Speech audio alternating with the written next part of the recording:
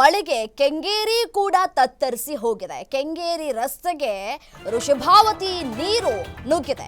ಕೊಚ್ಚೆ ನೀರು ಸಮೇತ ರಸ್ತೆಗೆ ಋಷಭಾವತಿ ನೀರು ನುಗ್ಗಿರುವಂಥದ್ದು.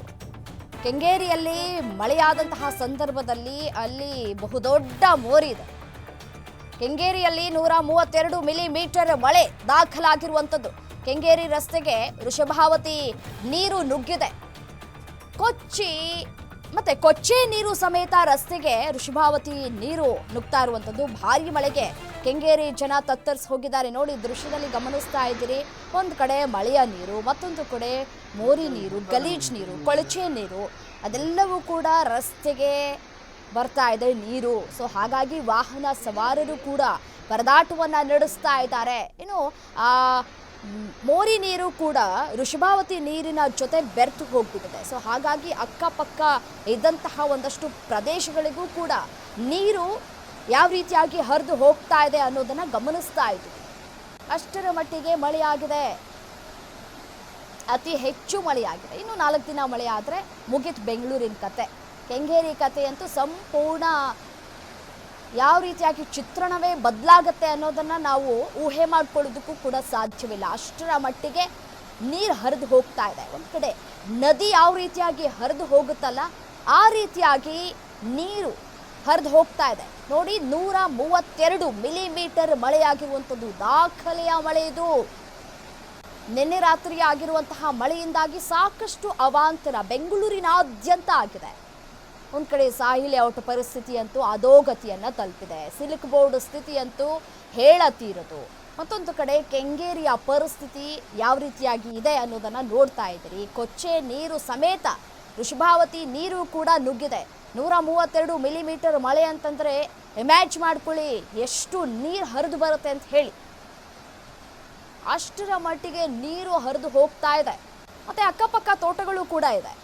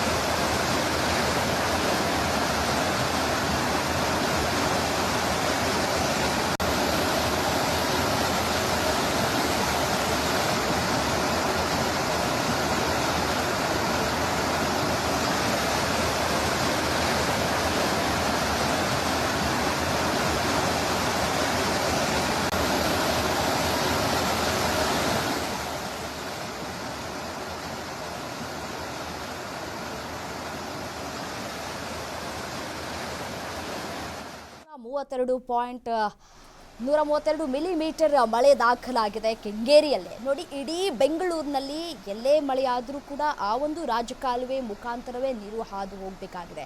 ಸೊ ಹಾಗಾಗಿ ನಿನ್ನೆ ರಾತ್ರಿ ಸುರಿದಂತಹ ಭಾರೀ ಮಳೆಯಿಂದಾಗಿ ಕೆಂಗೇರಿಯ ಪರಿಸ್ಥಿತಿ, ಕೆಂಗೇರಿನ ಕೊಚ್ಚೆ ನೀರು ಸೇರಿದಂತೆ ವೃಷಭಾವತಿ ನೀರು ಕೂಡ ಮಿಕ್ಸ್ ಆಗಿ ನದಿ ನೀರಿನಂತೆ ಹರಿದು ಹೋಗ್ತಾ ಇದೆ. ಅಷ್ಟರ ಮಟ್ಟಿಗೆ ನೀರು ಹರಿದು ಹೋಗ್ತಾ ಇದೆ ಮತ್ತು ಸುತ್ತಮುತ್ತ ಪ್ರದೇಶಗಳೆಲ್ಲವೂ ಕೂಡ ಹಾನಿಯಾಗಿದ್ದಾವೆ.